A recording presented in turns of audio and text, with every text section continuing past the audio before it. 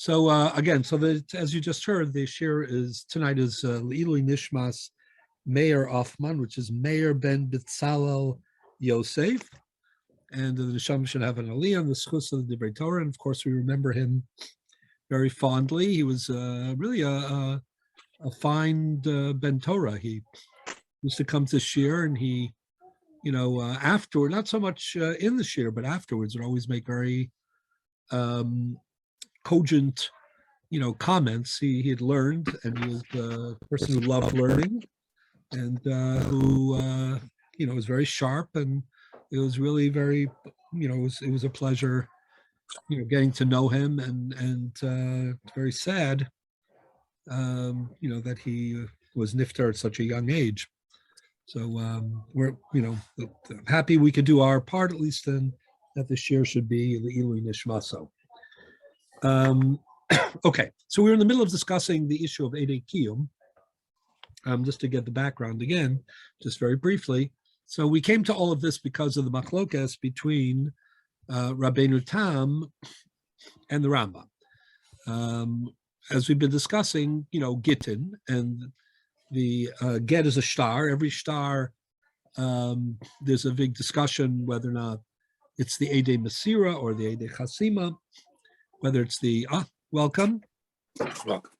Whether it's the Edim who sign on the star or the Edim who are present in the handing over the stars, we've discussed.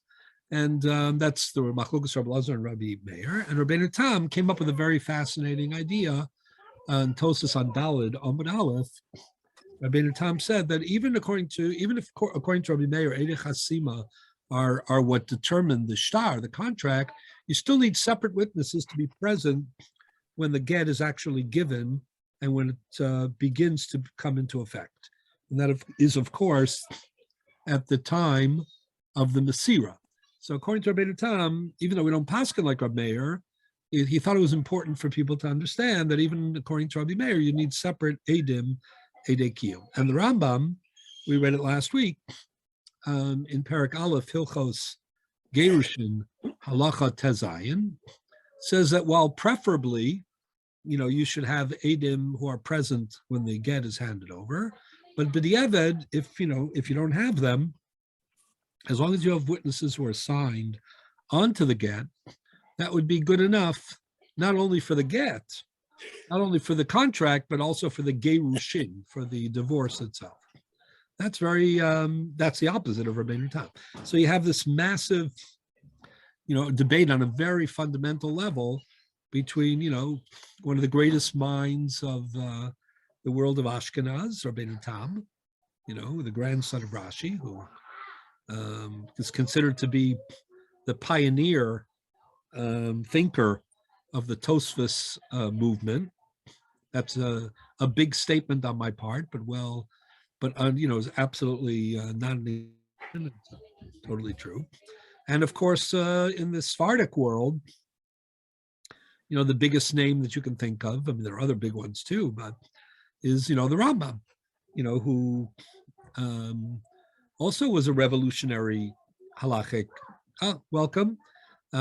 revolutionary halachic thinker, whose Yada Chazaka, transformed all of Jewish law, just as Rabbeinu Tam's Tosas transformed Jewish law. So Rabbeinu Tam's of the opinion that Edei Chasima works as Edei Kiyum, meaning the signatures in the document also serve the function of validating the Gerushin.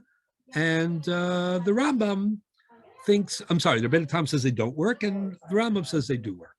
So after discussing, one approach to all of this, the Ran and the Rif and so on and so forth, we've been discussing for the last year we started, and we're going to continue today, that maybe this is a fundamental argument about the nature of Edei Kiyum. And what we were trying to explain was that there seems to be like a very big, debate how to read the Gemara in Masachet Kiddushin Samachay Beis. The Gemara says that what happens if a man and a woman get married without witnesses, but they both acknowledged that, everything was done, kadasu kadin, except for the witnesses, meaning he says, and she acknowledges, I gave her a ring. It was worth more than a pruta. She agreed to marry me. I said, Hareat Mukudeshesli B'tabazo, Kedas Moshe Yisrael, right? And, is there any validity to that marriage or not? That's the discussion in the Gemara. So the Gemara originally says, well, why wouldn't there be? After all, the requirement of witnesses comes from, the pasuk al pi shnayim o shlosha edim yakum davar, the word davar, and the hekesh is davar shebe'erva, which means it also says, ervas davar in Parshas Kitetse. So the hekesh is the same word that is used in the Torah in two different places. Is a lima teaches us that this davar needs to be verified, by that davar, meaning you need two witnesses for a wedding. But if that's the case, then we're deriving it from the world of Choshen Mishpat, of civil law. Just like in civil law, when there's a dispute, you need two witnesses. So too, in the marriage ceremony, if there's going to be a dispute, it's only going to be decided by two witnesses. But in this case, there's no dispute. Exactly. So that's what the Gemara is originally trying to say. The Gemara is saying, but if everybody agrees what happened and there is no dispute, you don't need witnesses in Dinei Mamanis, in civil law. So you shouldn't need them in Ishus as well. So then the Gemara says, no, you're missing a very important distinction. And that is that when it comes to Dinei Mamanis, when there are two people involved, it's usually only those two people, and it's called Lo Chav Lachrini, meaning it's just the two of them that are affected. And if they agree that it took place, they're willing to, shoulder the, consequences of what they claim, the transaction that they claim to took place, then that's fine. But when it comes to Ishus, when it comes to marriage, it's Chav Lachrini. There are other people who are adversely affected.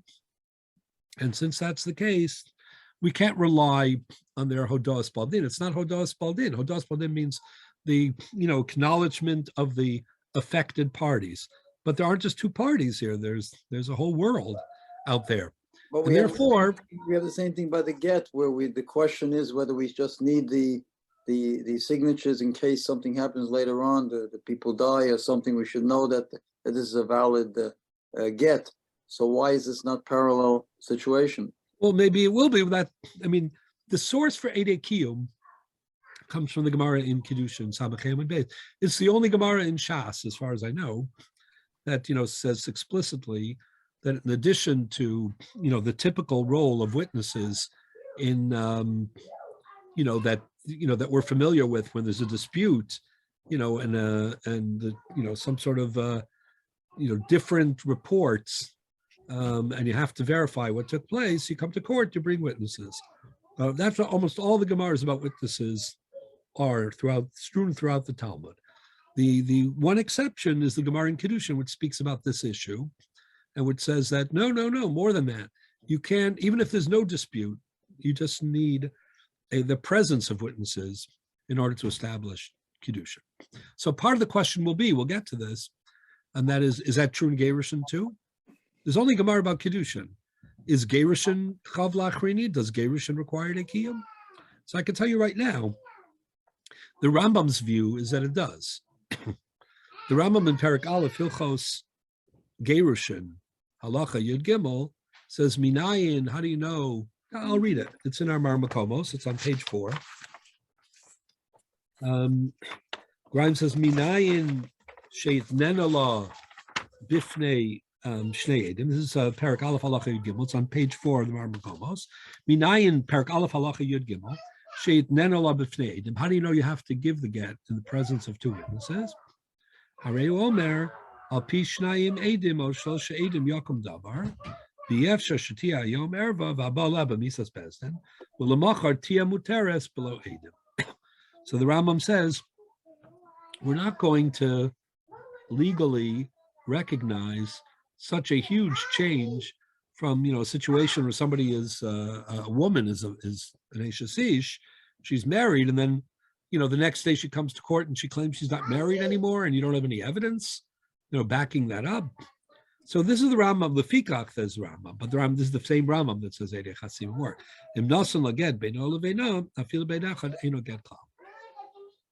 So the Rambam says basically that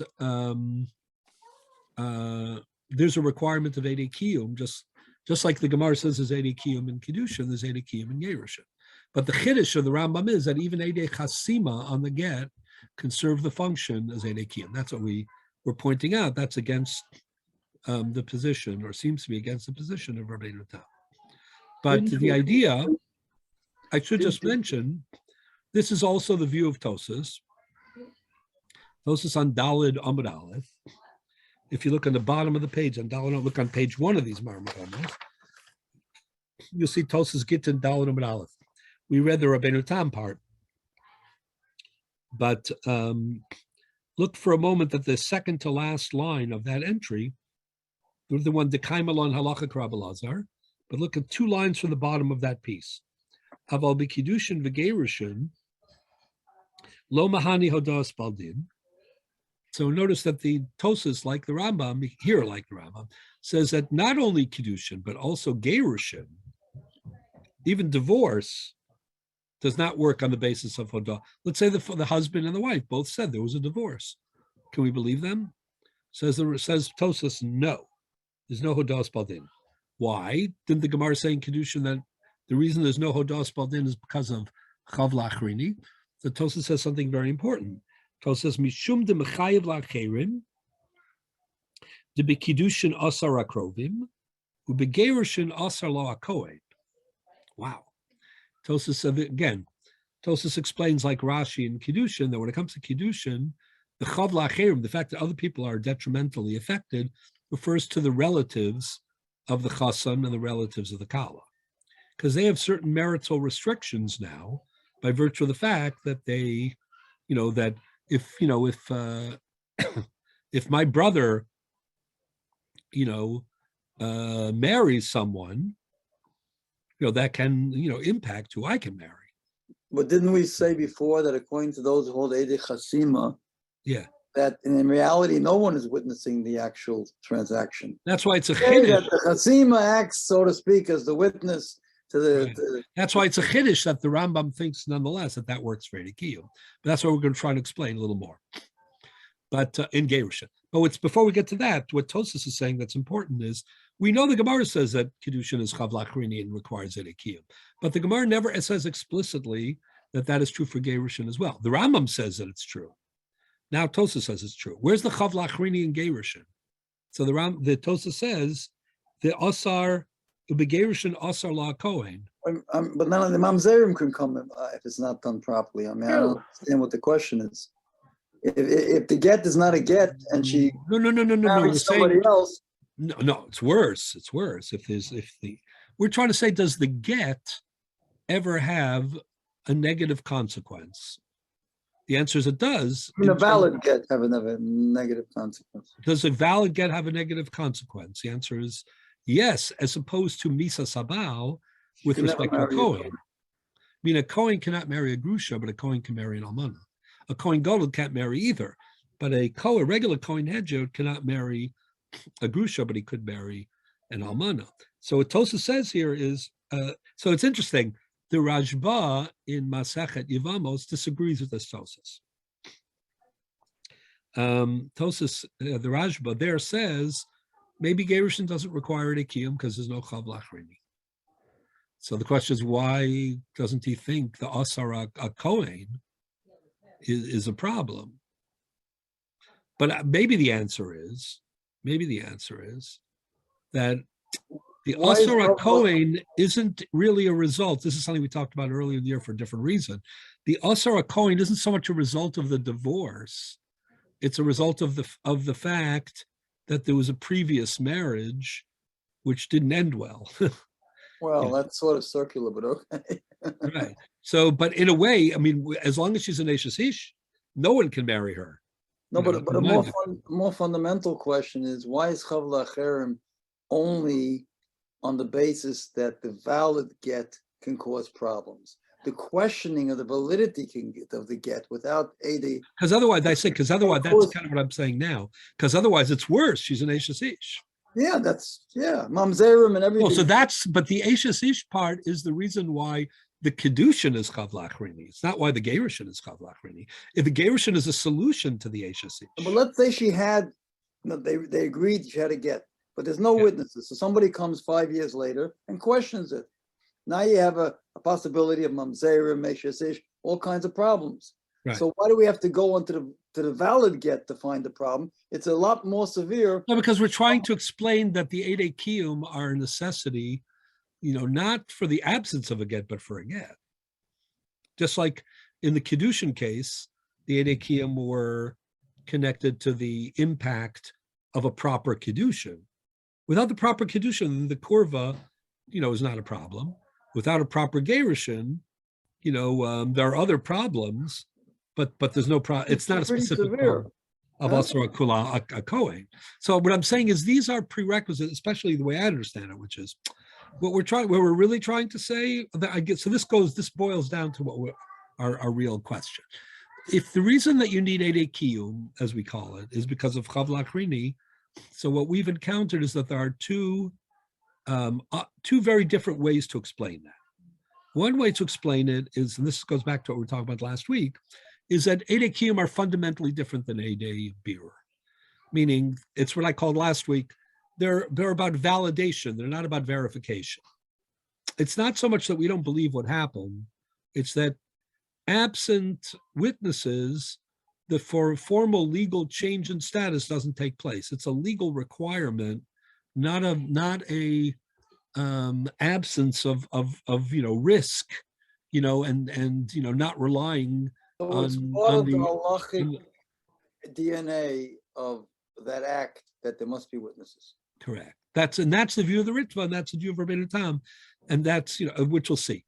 Whereas so the the other reality way doesn't matter. The halachic reality has not been met without the witnesses.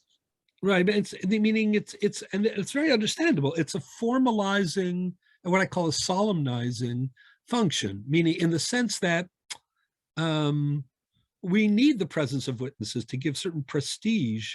But it's not the only time that halachic reality differs from. But it isn't even so much reality. It's part of the halachic definition that elevates or formalizes. Like Botel B'Shishim does, or things like that. The same situation. Right. I mean, everything is different, but we won't get into Batal B'Shishim right now. But right. I mean, but what I'm saying is that you have a. I agree with you reality. that halachic reality is sometimes there's something in the soup that's not right. But right. but the reality. But this isn't even that. This is more than that. This is, you have to, if you want this document to serve formally as a as a signature, it doesn't rise to the notarized level unless there's witnesses. You need a notarized. You need a special stamp from an official, who's going to lend like a certain authority, to formalizing this signature. So to formalize the Kiddushin, you need, two kosher Eidim to be present. It's part of the, elevation. There's nothing to do about whether it really took place. Correct. That's one. This is one perspective. Incomplete without this ingredient. Right. It takes it out of the shuk. It takes that it out of the the Rambam's. That would be the Rambam's analysis. I mean, it's not a practical question. Did it happen or didn't it happen? It's that's what I mean by when I say it's not about verification, it's about validation. No, I think what David's saying is it also elevates it from the mundane to the holy. I think that's true. That's exactly. That's what I think that's true. The other view. I'm sorry, David, if I misrepresented you. No, that's correct. Thank you. Yeah, and that's how I understood it too. I agree. I think it's a great. It just seemed like a huge leap to go from the old way was naturally marrying in the shuk, and then now we got to prove if it's real. There's like a not missing only prove, but it's like the Edom are standing up for us. They're elevating it. They're lending a certain presence, that makes it more than the gravitas also, which is part of what David, I think, is alluding to. It gives it a stature, which means it's not just something you do on an impulse or right. like. By the way, it also might be a Klal Yisrael thing, meaning you have two witnesses and they represent, not just the guests, because they have a certain formal status, so they represent, Klal Yisrael in this. But whatever. The other possibility, but not everybody agrees. And this is what I'm trying to show. The other perspective is no, there's no real difference between Eidei Kiyum and Eidei Birur, except for one small difference. In Eidei Birur, you can risk it. In Eidei Birur, if there's a din Torah, you'll go to court, then you'll worry about it, then you'll bring the witnesses. Here, it's guaranteed Eidei Birur, meaning the stakes are high enough because there's a death penalty involved and there are other people involved that we are not going to, we're risk averse. We are not going to allow you just to, just to decide, meaning you, Chassan and Kala, to take this on, on faith. We insist that there be a record because too many other people and too much is at stake, for us to. So is that about verification or validation? It's about verification, but it's the demand for verification as opposed to typical verification, which is a solution to a dispute. So these are the two ways to read the Gemara. Now, according to Rashi, by the way, this is what I was trying to say a little bit last week. Rashi says, what is the Chavla Achrini of Kiddushin? They're family members who are relatives. The Rashba was troubled by this and asked the question about Ger Shanasa Giores. What happens if a Ger marries a Giores? So the Rashba says, what, they're no family members. Nobody's affected. So you're going to say there you don't need Eidei Kiyum. Can't be. Well, but I think what Rashi would answer to that question, it's a low plug. We don't have to get. So then the Rashba says maybe it's a low plug, but he says, you know what? I don't see why it's a low plug. If it's a problem, it's a problem, and if it's not, it's not. So, but my opinion, Rashi's answer to the question is not low plug. Rashi's answer to the question is Chavla Achrini isn't a reason why we need more evidence. Chavla Achrini is a way of showing, like you both said, that the Ishus is elevated, that the Ishus is sanctified. Is there any difference between a ger and a giores? It's a symptom. It's not the cause. It's a symptom that the Ishus affects, both families because it rewrites the relationships, and that's why it needs elevation. It needs validation. So when a ger marries a giores, is there any less sanctity? Is there any less Eishasish? Just practically, there happen to be no family members for that symptom to be reflected on. But that doesn't matter. That's not the point. We're not worried about the family members. We're not worried about the consequences for them. We are using that as an example to exemplify, in other words, that we're dealing with something more than that needs to be verified. We're dealing with something that needs to be validated. So in my opinion, Rashi would have, I wouldn't say he would laugh at the Rashba's question, Khalila.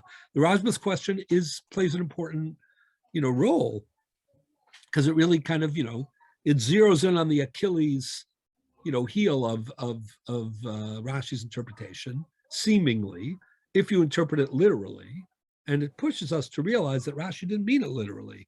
Rashi meant it as a way of exemplifying the transcendent nature of the Ishus.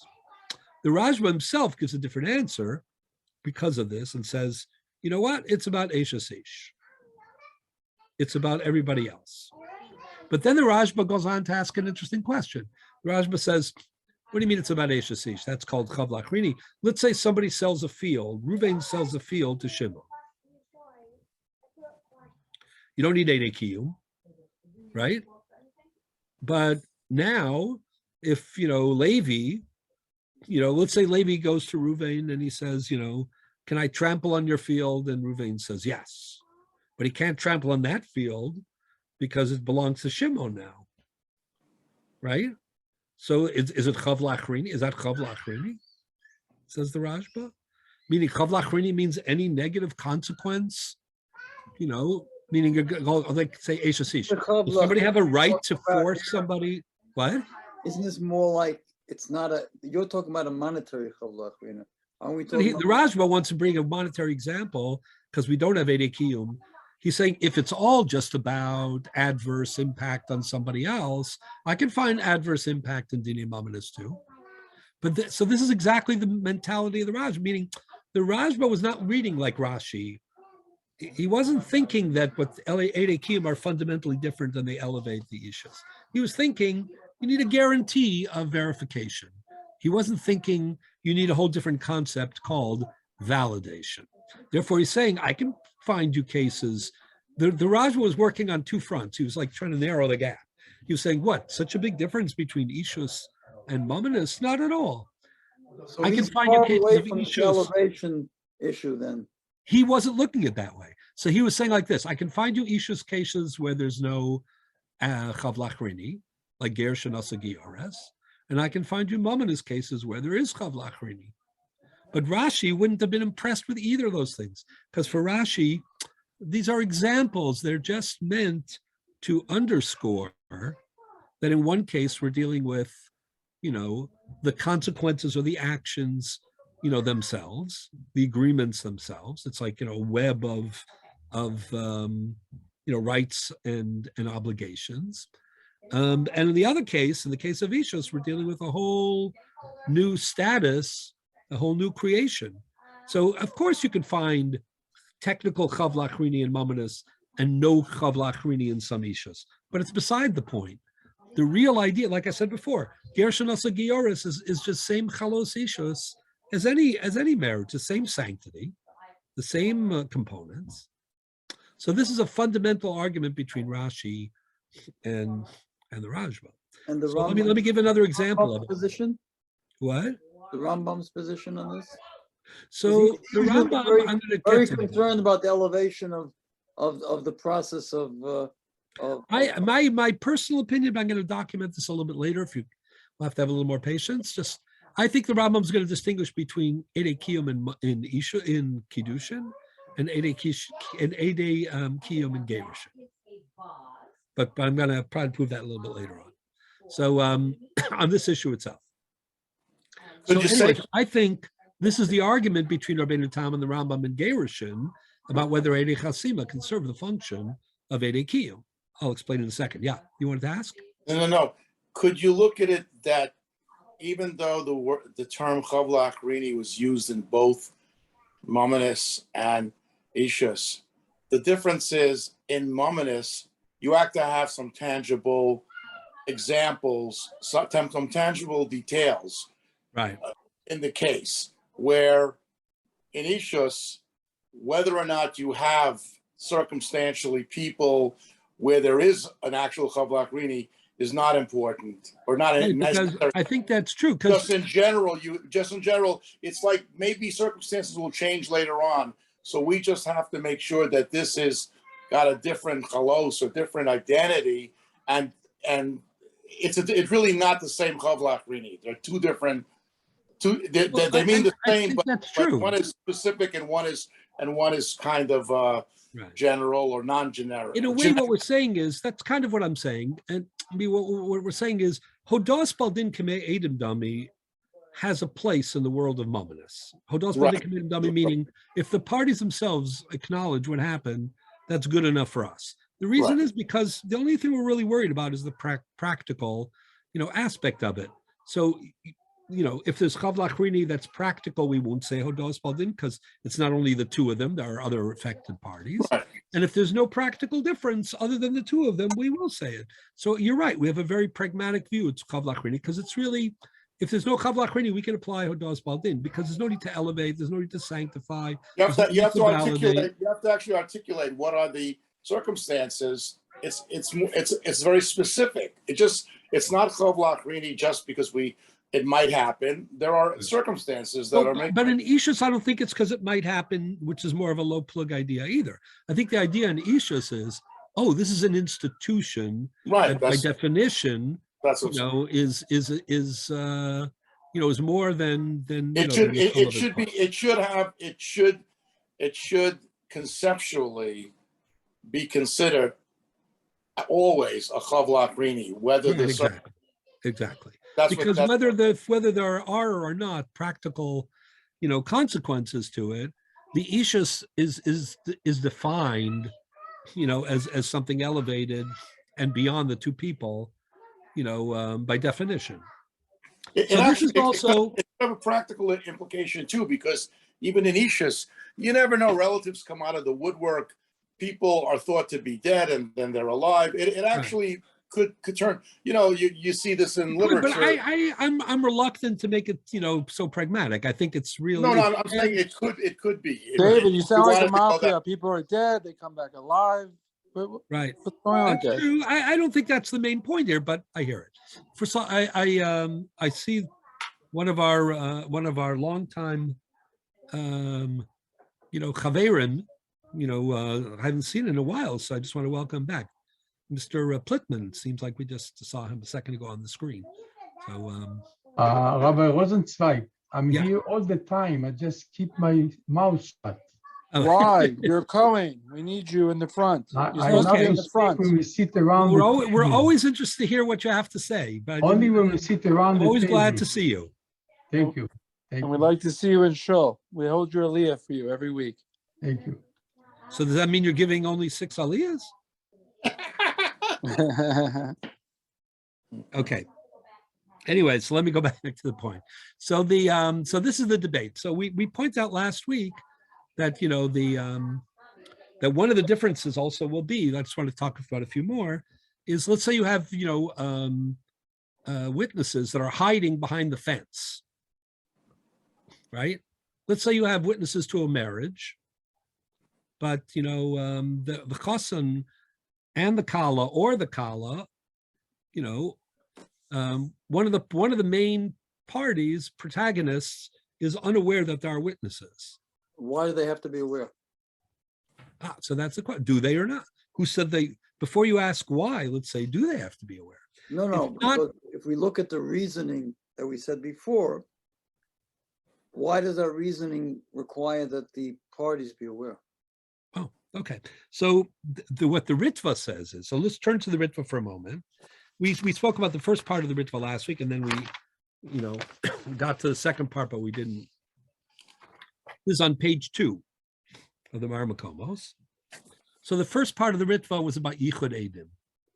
I think I mentioned last time that, we were talking about this, that, when somebody does a wedding, the practice is to identify. You said Rabbi Soloveitchik would say these two exclusive to everyone else. Is that what you're talking about? Correct. But And you do that Rabbi also. Soloveitchik, didn't do it in a vacuum. He did it because the Ra'ah did it. We're talking about the issue of chuppah. What I'm talking about the Kiddushin. We'll talk about the Nisuin. chuppah has 5 or 6 variations. No, What? what the Nisuin accomplishes, or what chuppah is supposed to be, has 5 or 6. Yeah, I'm not talking about the chuppah at the moment. I'm talking about the Erusin. The Harayat Mukadeshus Li. We do both. Remember, we bundle. We do Erusin and Nisuin together.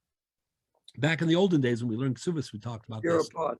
There would be a year apart. But I'm talking about the Erusin. We do it under the chuppah, but it's the Erusin part. We'll talk about the chuppah part in a minute. Whether that requires Edikiyim, that's not so clear. That's a very fascinating debate among the Achronim, which we will get to and is related to this. But before we get to that, so the Ra'ah, quoted by the Ritva, says that you have to be miyached edim at a wedding. You have to designate the witnesses. Why do you have to do that? Because we're worried that there'll be psulim or krovim with them, which always are under the chuppah, right? The parents and so on and so forth. And there's a problem of mixing non-kosher edim into a kat, into a group of edim. That's the problem that we call edus shebatla miktsasa batla kula. So in order to avoid that problem, says the Ra'ah, you have to be miyached the edim. The chassan has to declare that only the witnesses that he wants are the witnesses. Everybody else is not considered a witness. To the exclusion of everybody else. Bali Tosas disagreed in Oliver Shas, in Rosh Hashanah, in Bava Basra, in Bava Kama, in different places. And they said, you don't need it. Why don't you need it? Because they said that to be an aid is determined by Haggadah Bebezdin. What makes you a witness is not what you saw, it's what you testified to in court. That's Tosas. Rashi in Makos says that's not true. What makes you an aid is the experience of seeing the event. And Tosas says, no, it's the coming to court. So Tosas says, we disagree with Rashi. We don't think that seeing makes you an aid. We think that testifying makes you an aid. And therefore, if people see together krovim and psulim, it doesn't matter. At a wedding, no one's testifying in court at the wedding, right? Only when 3 people come to testify and one is, let's say, found to be If they lying. come to testify as a for some group, reason, and one is a the whole puzzle, time then you can be miyaked the aid. But under the chuppah, it's no big deal. That's what Tosa says, and that's what the Ramban says, and that's what many other Rishonim say. However, the Ra'ah, There's a problem with those who disagree with Tosas because when anybody comes, a murderer, I come to give witness, right? yeah, But it could be 100 people saw it, and in that 100 people were some psule edus. So that means that nobody. that's a problem for Rashi. I'm saying nobody. Yeah, I'm saying nobody ever bring testimony. So that's part of the discussion between Rashi and Bali Tosas. Rashi says no, they come together, they think they're a group. There are answers to that question, but it's a question. Anyway, so the big chiddush of the Ra'ah that we talked about last week, I just want to repeat it very quickly again. The Ra'ah, quoted by the Ritva, says, listen, it's true, like the Bali Tosas say, that typically Eidos is defined by Haggadah, not by Re'iyah. But the exception to that rule is Eidei Kiyum.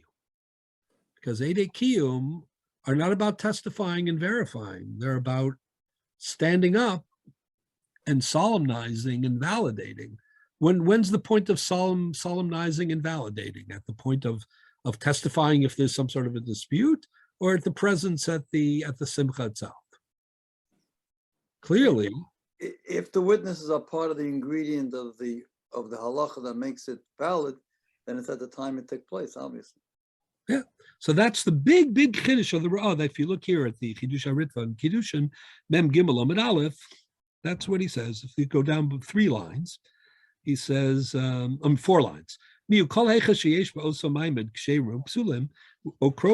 you have together at a wedding, kosher witnesses together with relatives, together with psulim, you have to designate. This is where, the practice, which the Rav, among others, and I do it also when I'm Masada Kedushin, comes from, to be miyached edim, it's based on this text right here, the Ra'ah. Why? Because if you don't, since there are psulim mixed in with ksherim, edus kulam b'teila, everybody's going to be canceled, right? Not in the cancel culture sense, but in the sense that they will be disqualified or invalidated. The afagav the amar lemechse asino, right? The Gemara seems saying Kedushin. If all they say is we came to look, we were interested, we were curious, we didn't mean to be Eidim. So that's what happens here. Most of the guests are not interested in being Eidim, right? So it says this is where the big Ra'ah comes in. He says, did you come to testify or did you come to see? If they say we came to see, it's not a problem. That's in a capital crime or in a monetary crime, and there's some sort of dispute, and we're trying to bring evidence. The critical moment is the moment of testimony, not the moment of viewing what took place. Listen to the language. But here in Kiddushin, the Edom are not there to tell what happened, to verify what is true, what is false, bilvad alone. Even if we knew 100% that there was a wedding, in the sense that, he gave her a video. It doesn't matter. Einam Mekudeshes below Eidos. The Eidim, as we say, are part of what validates the ceremony. The Eile Kiddushin Kiyum below Eidos. It doesn't register without the Eidim, nothing to do with truth and falsehood. The best example, if you had a video of the chuppah, it wouldn't help you. It wouldn't help you. The Kivin Dekain Shas Maisahu, but this is quite brilliant by the Ra'ah. He says, therefore, the one exception where we agree with Rashi against Tosas, and where we say that Shem Eid depends on Re'iyah and not on Haggadah, is Eidei Kiyum, because that's the whole point of the Eidei Kiyum, is it's their solemnizing, validating presence. If it was about verification, it would still be about Haggadah Bebezdin. The Kivin Deikat Siruf, Psula Eidus Imayim, Eidus Kruim Betelin. Just like normally in a din Torah, the one cop that creates a Batla Mitzasa problem is at the time of the Haggadah. So too in Eidei Kiyum, it's at the time of the Riyah. It's a very breakthrough idea of the Ra. It more than any other comment of the Rishonim really captures what's unique about Eidei Kiyum, according to the Ra. The problem is that a lot of other Rishonim didn't think of it that way. They thought the only difference between Eidei Kiyum and Eidei Birur, like the Rashba, by the way, the Rashba and the Ra, I've said it many times, were contemporaries. They were both students of the Ramban. They were both Rabbeim of the Ritva. Yeah. And they were giants, and they both lived in Barcelona, and, they had many, many famous. And they were contemporaries of the Rush, basically, also. They had many disagreements. Yeah, correct. And they the whole Yoredeya, the most important book on Yoredeya, aside from Yoredeya in the Skufa of the Rishonim, is the Rashba's Torah Sabayis. The Rashba wrote a book called Torah Sabayis. That's his Yoredeya. Hilchos Nida, Hilchos Taroves, Hilchos Basar B'chalav, Hilchos Melicha, Hilchos Kashrus. That would be basically that would basically following the Sephardic tradition. Yeah, but it's hugely impactful in Yoredeya, in Shulchan Aruch Yoredeya. The Torah Sabayis is like a tour de force. The Ra'ah wrote a critique of Torah Sabayis called Bedek Habayis. So as you read the Torah, it's like one of the most consequential. It's like like the Rambam and the Ravid, or yeah, exactly what or like the Rambam wrote Sefer Mitzvos and the Ramban wrote a critique of it. So the Rashba wrote his Yoredeya basically. And the Ra'ah wrote a critique. And then, by the way, the Rashba responded in something called Mishmeres Habayis. It's like the Ksos and the Nesivos and the Meshoved, Nesivos. So we get the benefit of these very sharp exchanges. And by the way, sometimes they are very sharp, meaning there's a lot of humor, there's a lot of passion. Sometimes there's How puns. much humor in the Ravid? There is a lot. Not much humor in the Ravid. No, sometimes the Ravid is very funny. But Sharper than and the Rashba, their exchanges are some of the sharpest, that we have. But it's really the legal acuity of the arguments, of course, is very fascinating as well. Anyways, so the Ra'ah and the Rashba went opposite ways on Eidei Kiyum. The Rashba thought that Eidei Kiyum are just the need for birur. You can't risk it. It's not a different quality or a different kind of edus. You don't need, you just need a guarantee of verification. We're not relying on their honesty or their hodos baldin under any conditions. And if you don't have the ability to verify, that invalidates. They're an ingredient as well. Rather than any. No, I'm talking about the Rashba. So for the Rashba, it's what I call guaranteed birur. For the Ritva and the Ra'ah, it's this elevated, validating definition. Their presence is an ingredient or a component, in the actual ishus itself. And that's why, but this is a breakthrough idea, this idea that, the definition of aid, which normally they agree with Tosfos, is at the time of Haggadah and Bezdin, which is all about the verification, not when it comes to Eidei Kiyum. But why do the other Rishonim disagree? Because they didn't look at Eidei Kiyum that way. They didn't think it was something so fundamentally different. Anyways, the same idea, by the way, then he concludes, Kachora Rabbeinu Neru halacha l'maisa. The Ritva says, my Rebbe, the Ra'ah, this is what he practiced also. And then he adds, Aval ein ze das ha-mefarshim. It's not the general view of the Mefarshim, right? V'roi lahachmir.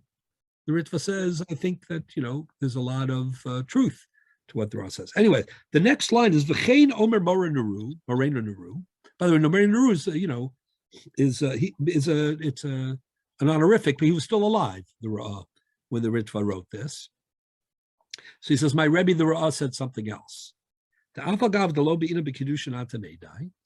Even though you wouldn't think that in Kiddushin per se, you have to announce, these are my witnesses. You have to designate them.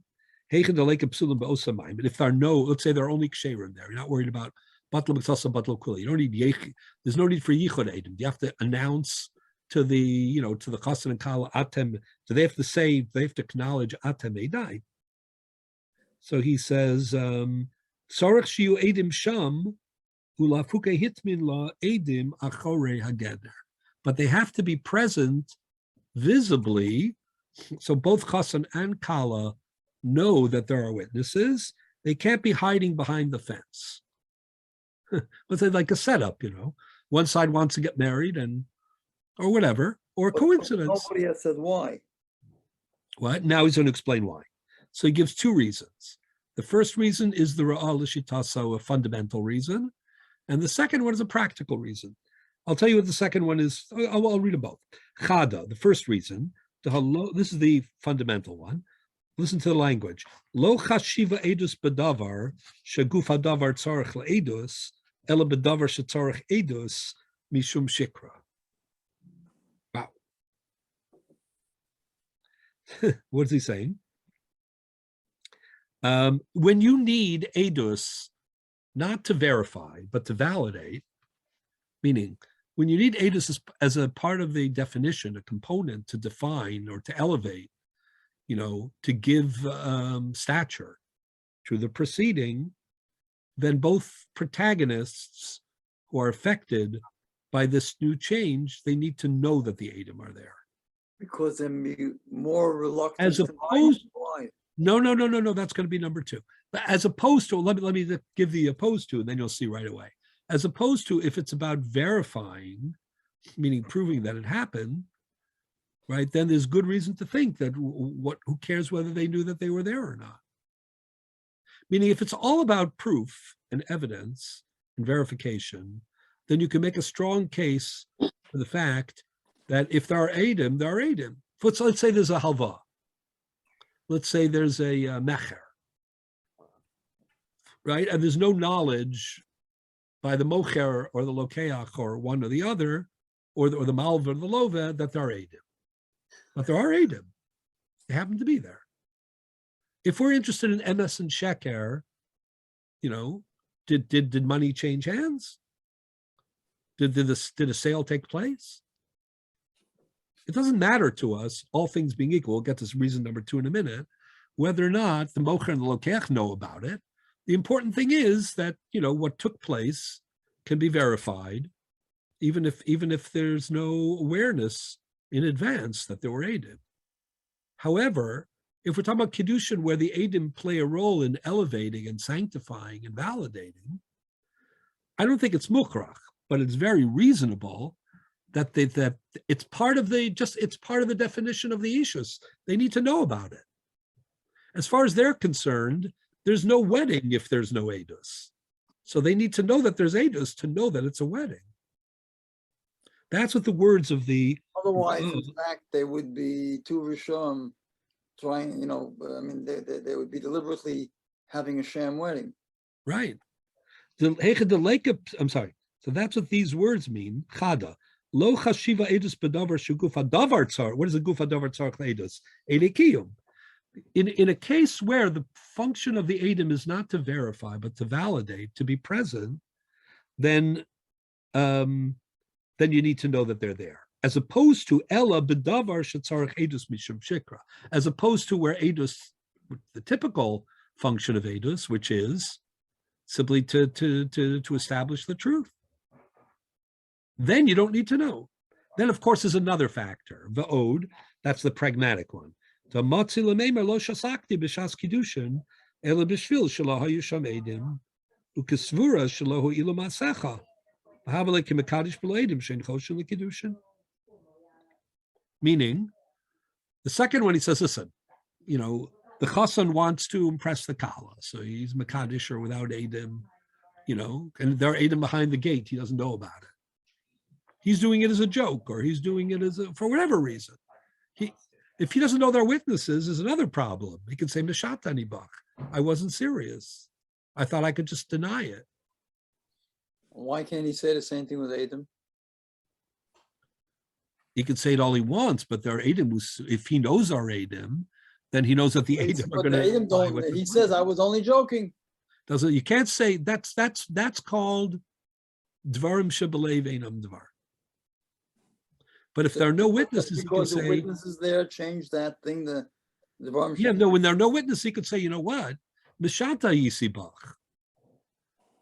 You know, it's not just Dvarim It's a little bit Shebelev. circular. You're saying There's that a reason. say I that didn't- because he says, look, if I was serious, there would be Edom here.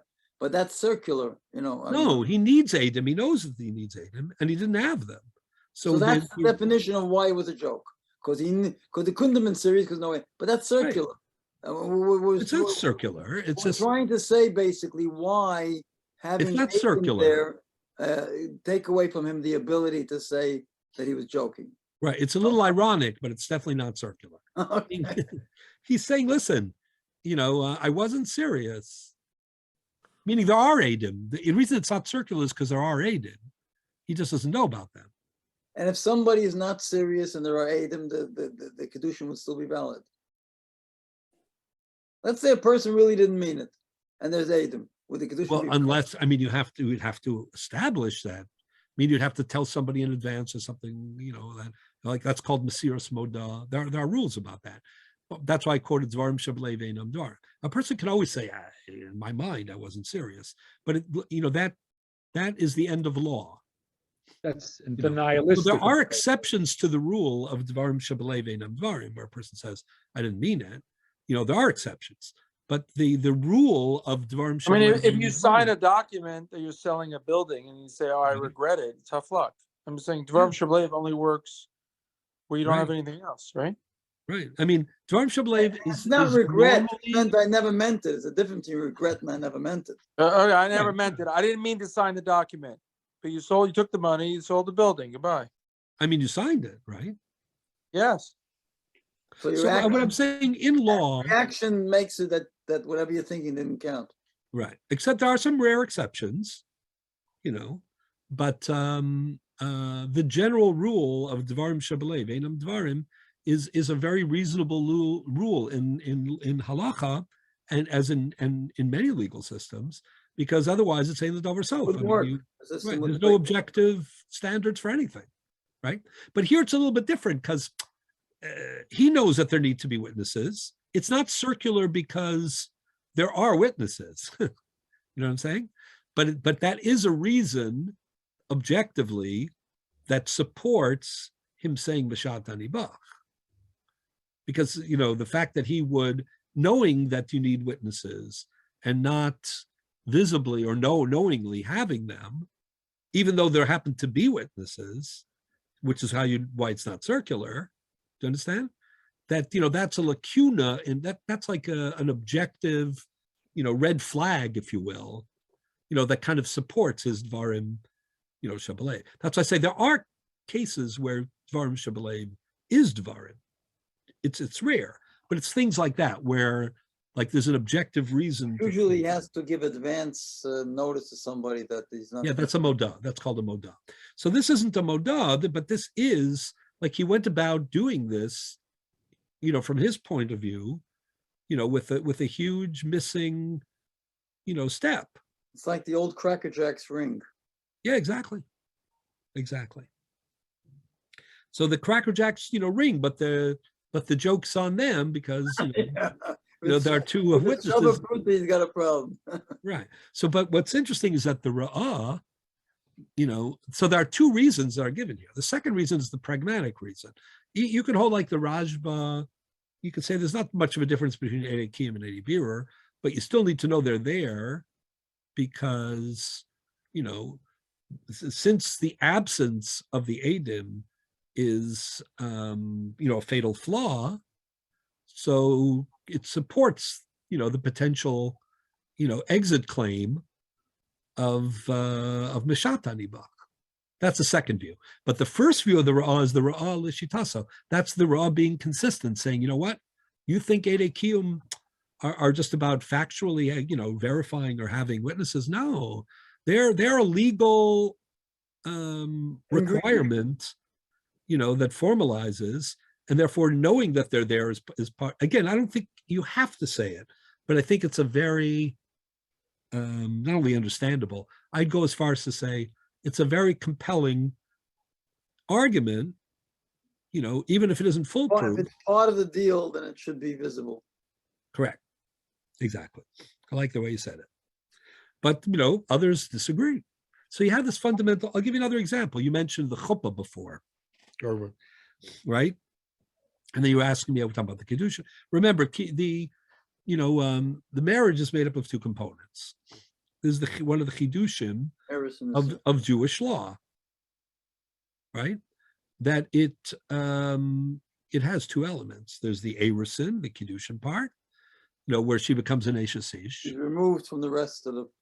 And then there is the Nisuin, which is the Chuppah. We do them both together, but the Nisuin is where, the Heter Isha Labala comes in, their life begins together, and, the Ksuva and many other things. Did something just happen here? Oh, okay. Oh, wow. Who did that? I don't know. Somebody Okay, very put up good. the Marmacomas. Yeah, terrific. But I don't think I control it, right? I don't control it. No. Again, whoever controls it. Okay. So yeah. Anyway, so listen to this. Does Nisuin require Eidei Kiyum or only Kiddushin? For us, there's no difference because we do them all together. So if we have Eidei Kiyum on the Kiddushin and you're standing under the chuppah, it's fine. Except, what about, do you need Eidim for going to the Yichud room? According to the Rambam, being in the Yichud room is the Nisuin.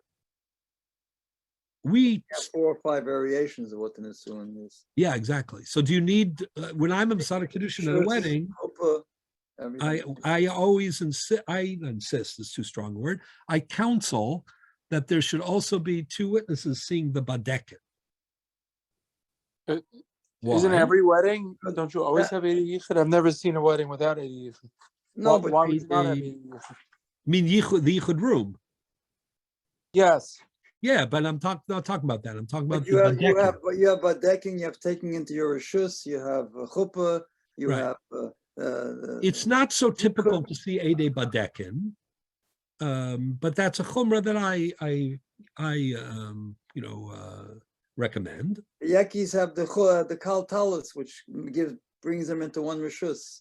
Right, and the reason I have that, the reason I suggest the Badekin is because that's the Tosas Rid and Shulti Giborim. They think the Badekin is the Nisuin. So for that reason, I suggest that there should be Eidim who see the Badekin.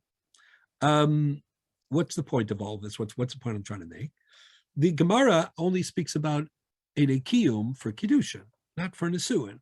And if you split them up either in time or in action, so then it's an open question. Do you need Eidei Kiyum for the Yichud room, for the Badekin? Why would you, for, putting on the talis, if you say, well, would you need that or not? So do we understand what's the compelling reason that we need Eidei Kiyum for Erison? Yeah, so that's what I'm getting at.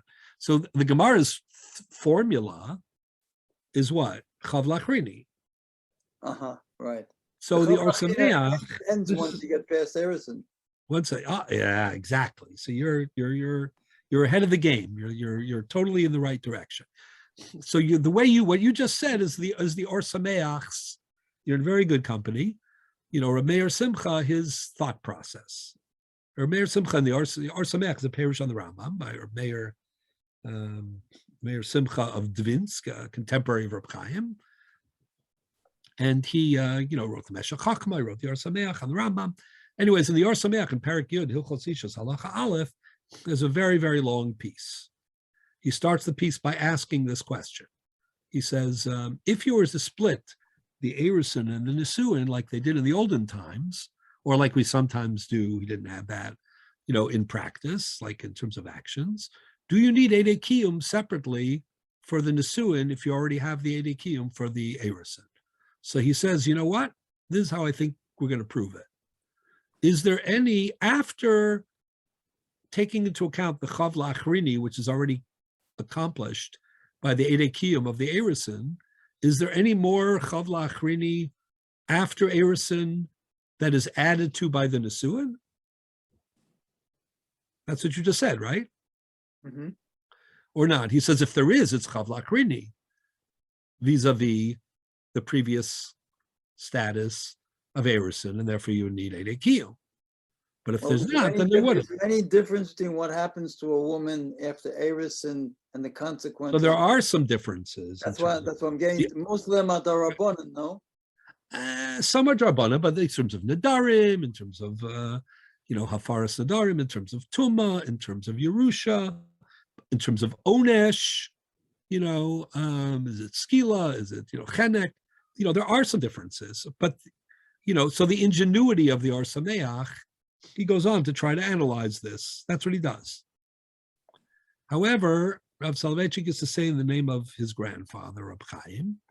He said that Rab Chaim, he didn't talk about the Or Sameach, at least I never heard him talk about it, but the same question, do you need Eidei Kiyum for Nesuin? He said Rab Chaim, in practice, required Eidei Kiyum for Nesuin, but in his heart wasn't really into it, meaning he didn't really think you needed it.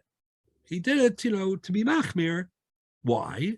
Because he said, Reb Chaim understood that Eidei Kiyum, as we'll see in a moment, very much like the Ra'ah and Rabbeinu Tam, meaning that it's a solemnizing presence, that it's a validating mechanism, that it uplifts or enhances the Ishus. It's not about like guaranteeing. So that's the theme of the Rambam, which Reb Chaim always followed anyway.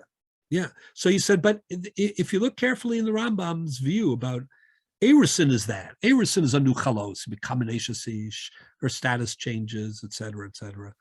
But after Erusin, the Nesuin is a heter, the Nesuin is a maisa. It has certain consequences, but it's not a transformative action. It's more of a removal of remaining obstacles kind of an action. And therefore, Reb Chaim said, in his opinion, even though we're machmir, really you shouldn't need Eidei Kiyum for Nesuin. By the way, it's fascinating. This is why where does the Or Sameach speak about this? In Perek Yud, Hilchos Ishus Halacha Aleph. What's the Yichus? What's that? The Rambam, when he wrote Hilchos Ishus, so he broke it up into two. The first 9 chapters of Hilchos Ishus are all about Erusin, all about Kiddushin. Perek Yud is the transition into Nesuin, into Chuppah. That's what the Rambam speaks about phase 2.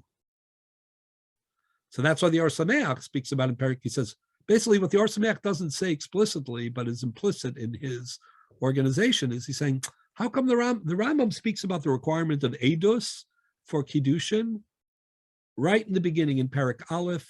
The first halacha, when the Rambam says, Koda Matan Torah, right? David Present was alluding to it before about the Shuk, right? Koda Matan Torah, Haya Adam Pogea Isha, B'Shuk, Ratzahu, Ratztahi, right? Kivan Shenitna Torah, Yisrael at Har Sinai, the Rambam says there were 2 chidushim. One is that now there are 2 phases, Erusin prior to Nesuin, and the second chiddush is that you need Edom for it, Eidei Kiyum. So the Rambam mentions Eidei Kiyum practically as early as possible. Well, the first time he speaks about Jewish, Erusin, Jewish marriage, he speaks about Eidei Kiyum as one of the contributions of Maimed Har Sinai, of Matan Torah. And then in Perek Gimel, when he spells out, Kesef, Shtar, Bia, the 3 methods of Kiddushin, each time, Perek Gimel Halacha Aleph, Kesef, talks about Eidei Kiyum. Perek Gimel Halacha Gimel, Shtar, talks about Eidei Kiyum. We'll talk about, I alluded to something earlier, we'll get back to that next week, hopefully, about how he talks about it differently than Gerushin. But okay, Perek Gimel Halacha Hey, so number 3.1, 3.3, 3.5 is Kiddushay Bia. You need Eidim. But in Perek Yud, when the Rambam speaks about Nisuin, silence, not a word about Eidim. He was very loquacious. He wasn't holding back, when it came to Erusin. How come all of a sudden he's not mentioning? So obviously that's what struck the Or Sameach. He was thinking, it's Perek Yud. Now the Rambam speaking about Nesuin. Let's see if he has Eidei Kiyum. He noticed that he didn't, right? The Tosas Riazaken in Masachet Kiddushin, as far as I know, sorry, in Daf Yud Amud Aleph, as far as I know, is the only Rishon, only one of the medieval commentators who takes a very clear stand on this issue and requires edekiyum for Nisuin as well as for Kiddushin. But the Rambam omits it. The simple pshat of the Rambam is it doesn't require it. The Or Sameach concludes that he does because he found some Chavla Achrini. Reb Chaim basically concluded practically that you should have it, but conceptually, he didn't really believe it. But what's interesting is the approaches, the methodology of Reb Chaim and Reb Meir Simcha, the Or Sameach. And this is, characteristic of their approach to, the nature of Talmud Torah also. But, forget about that for the moment. I'm interested in focusing on the question of edekiyum. So Reb Chaim, thought that the requirement of edekiyum is all about, the creation of the status, and therefore it applies to Erusin. It doesn't really apply to Nisuin, except as a chumrah. The Or Sameach, for him, Chavla Achrini, this I don't know explicitly. This is my read of it, my personal read of it, reconstruction. For Reb Chaim, Chavla Achrini is a way of, as I said before, exemplifying that we're dealing with some transcendent, elevated, sanctified, whatever word you want to use, something that needs, validation through the presence of witnesses. So the question of, does Nisuin qualify as the question, is it that kind of an institution? Not whether practically there are cases of Chavla Achrini. But the Or Sameach's mentality, I would say like this, Reb Chaim was going in the path of the Ra'ah for edekiyum. And that's what he was looking for. And the Or Sameach was going in the path of the Rajba. He's trying to figure out practically, is there any value-added Chavla Achrini after Erusin? She's already a Neshes Ish, right? And he already has certain obligations. Is there more Chavla Achrini added by Nisuin? If the answer is yes, then you can't risk it. And not that you need validation, but you need guaranteed verification, to use my phrase.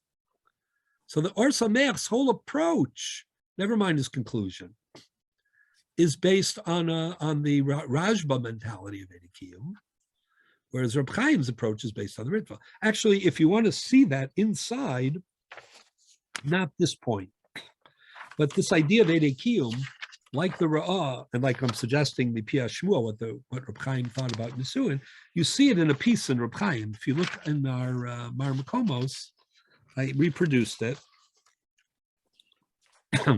We are fundamentally trying to see parallels between Nisuim and Gittin, but they are fundamentally and importantly different in respect. There are three procedures possible for Kiddushin, Bia, Kesef, Vishtar, while there is only one procedural possibility for Gittin. That's true. But right now we're comparing Kiddushin and Nisuin, not so much Gerushin. But we're drawing parallels between the two to learn one from the other. We're trying to right now we're trying to parallel Kiddushin and its phase 2 Nisuin.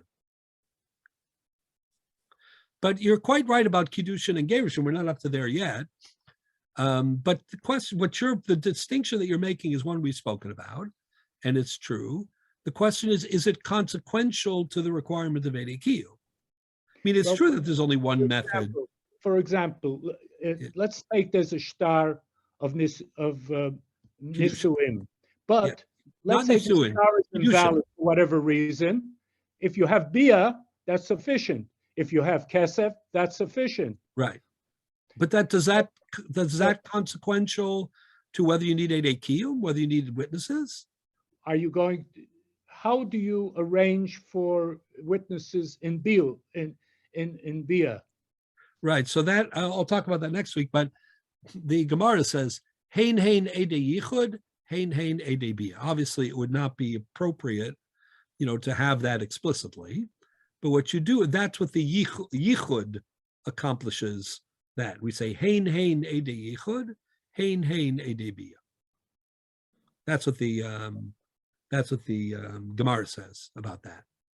But either way, we'll get to the Gerushin part next week. Before I do that, I just want to give one other, I just want to demonstrate that what I'm telling you in the name of Reb Chaim Soloveitchik is consistent with something that he wrote as well.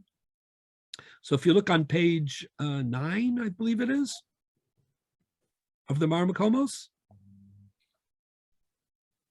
Everybody have that?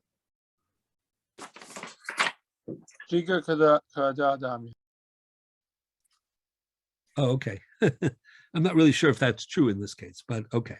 If we could move the, since we have the Marmakomos here, if we could go towards the end, is it Sheila who's controlling the Marmakomos? The sources? Is somebody controlling the sources? Doesn't appear that way. Sheila, there's no one else that could be doing it. It's not me. Somebody's, it's not you. If I could be a co-host, I could probably do that in the future. But I asked Sheila how to make you a co-host. That'd be great. And you can also mute people, hopefully, when there's a problem. yeah, but then you have the danger of my muting everybody, you know. Sometimes that's better than hearing that one person. Okay, yeah, no, make me a co-host. Keep Sheila the host, but make me a co-host. I think I can then manipulate the Marmakomos. Yeah. Okay. If we could go toward, if it is Sheila on the thing, first of all, we want to thank her for always, doing such a great job and helping us. But yeah, if we could go a few, okay. If we could go towards a little further, just keep, going back. Keep going to the next page. Oh, stop. Perfect. Exactly. It's right here. So if no, we had it a second ago. Oh, a little higher, keep going a little higher. Go back up. No, not back up. Go down more. Keep going. No. Where are we? I think we lost it. We had it a minute ago. Towards the end, it's like page 9 or something. 9 or 10. 8 or 9 or 10 or something like that. No, we had, okay. I'm not gonna spend time. We'll get back to it. Most people have it anyway, hopefully. So it's Chidush Reb Chaim Alevi Hilchos Sibum B'Chalitza Perek Dalet Halacha Tazayin. So Reb Chaim was trying to explain certain phenomenon. Why it seems like Chalitza, right, does not require Eidei Kiyum. And he was trying to explain why that is. Yeah, keep going a little more. Keep going. More. Next page. There are a lot of sources here. It's I think we lost it again. Okay. So the Reb Chaim says as follows. Asher yira lomar b'das harambam, desvirle delo be'inam b'daraisa edem klal gabe chalitza. That really, you don't need witnesses in a chalitza, as we know. You have a person who dies, and a marriage, right? And the husband dies, and he leaves no children. So there's either yibum or chalitza, correct? Yeah. So what Reb Chaim is trying to explain is how come it seems like chalitza doesn't require Eidei Kiyum. So he says, Asher yir lomar b'das harambam desvirle delo be'inam b'daraisa edem klal gabe chalitza. Ukidamash became pashtus asugya divamos. Isn't chalitza in front of Bezdin?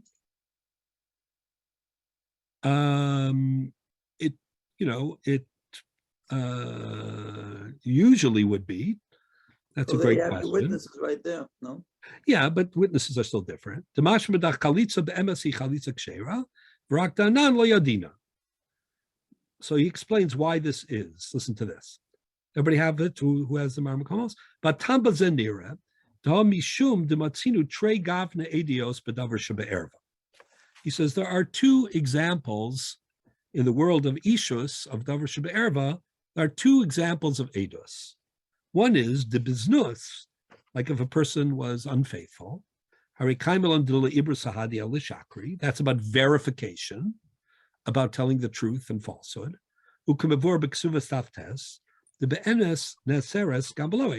If a woman was unfaithful to her marriage vows and there were no witnesses, that doesn't mean it didn't happen, right? And therefore the consequences of ruining the marriage, would apply whether there are witnesses or not, as long as everybody knew that there was a betrayal. However, ubegitin v'kiddushin al yidei edim, there's another kind of edus in ishus. That's in Gittin v'kiddushin, hu shemekayma milsa. That's where the edim are not about verification; they're about validation. Therefore, if a person gets married or divorced without witnesses, lo have kiddushin v'gerushin. It doesn't work. Why? The difference between them is as follows. The biznus ha'isur ba mimela. If somebody betrays the marriage, it's the action that is the betrayal, not the fact that there are witnesses to the action. Okay, lo ibersadi al shakri. It's just the purpose of witnesses is just if there's a dispute whether it happened, to verify that it happened. Mashen came begitin v'kiddushin, the habal hu she'osa etzem hagerushin v'kiddushin, the ha'isur v'heter. It's about creating a status. Is that for me or that's